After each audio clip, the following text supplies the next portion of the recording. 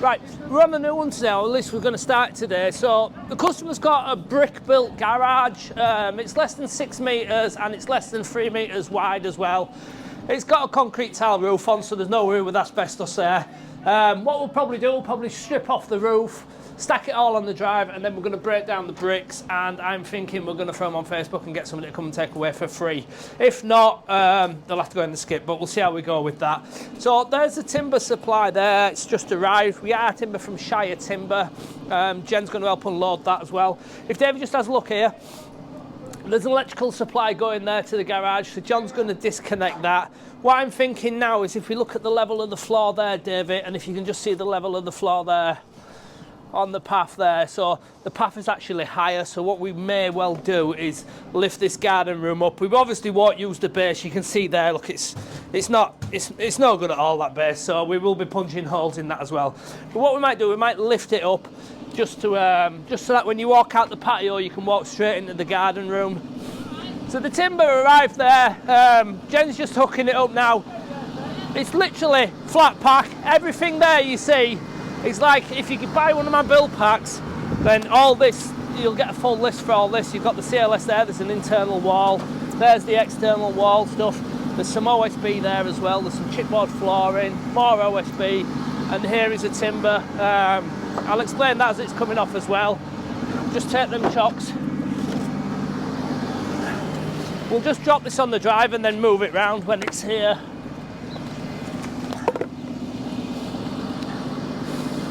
So you can see there's the 5x2 for the roof. 5x2 there.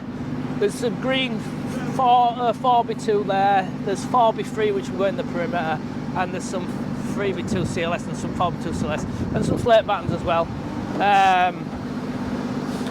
But what Arthur's going to do now, we'll drop that onto the drive, and a bit later today, once we've got the garage halfway down, we'll probably bring all the wood round to the other side of the garden.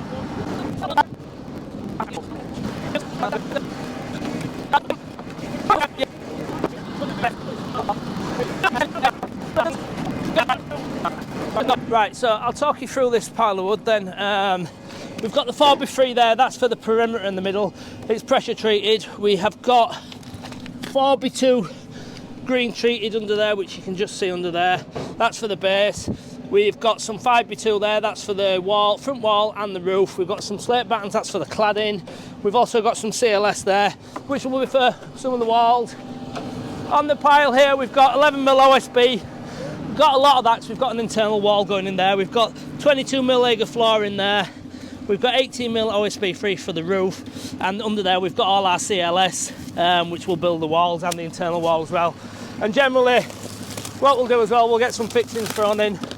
2 boxes of screws, that'll probably do this job. We've got a pack of saws there, and we've got some 90mm smooth nails for pad load, so that's it.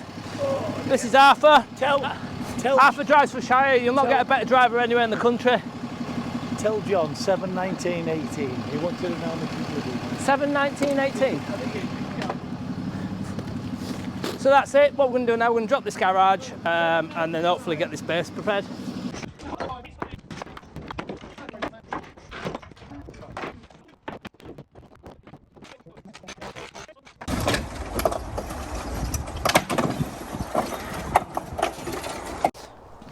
Right, so what we've decided with this one, we were going to follow the exact footprint of the garage, but if you can see the damp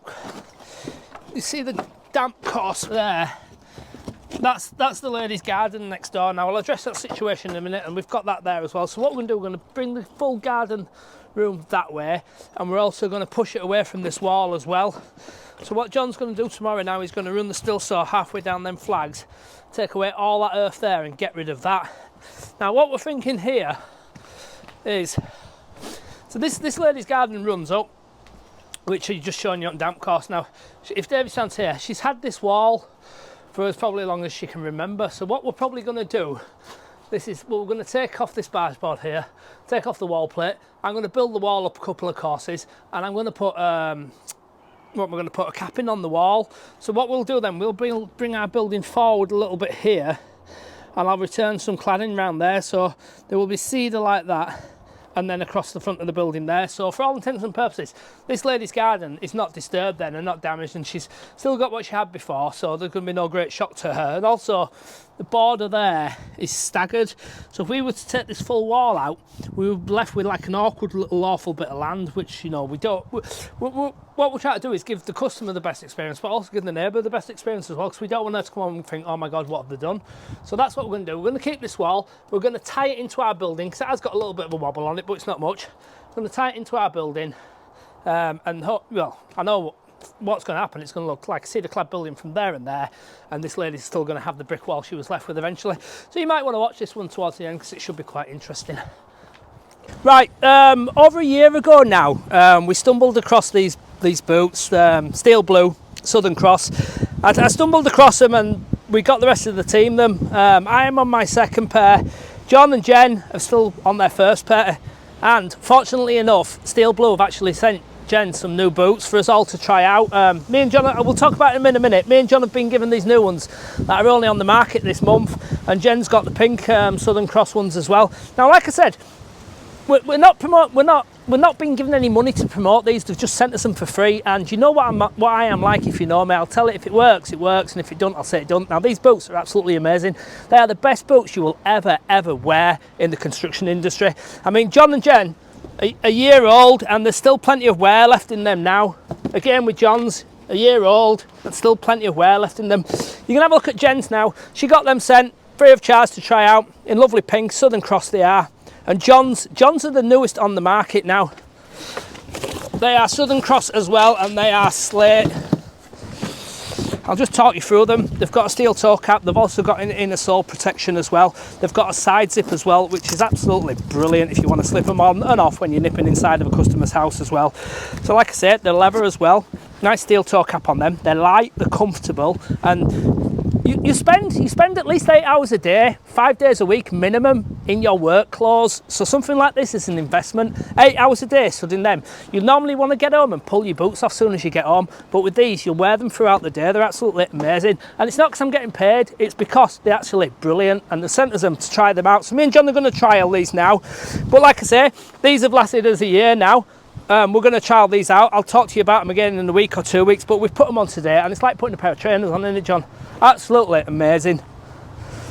So there you go. Steel Blue, Southern Cross. These are slate, they're pink, and these are just on the market, aren't they, Jen?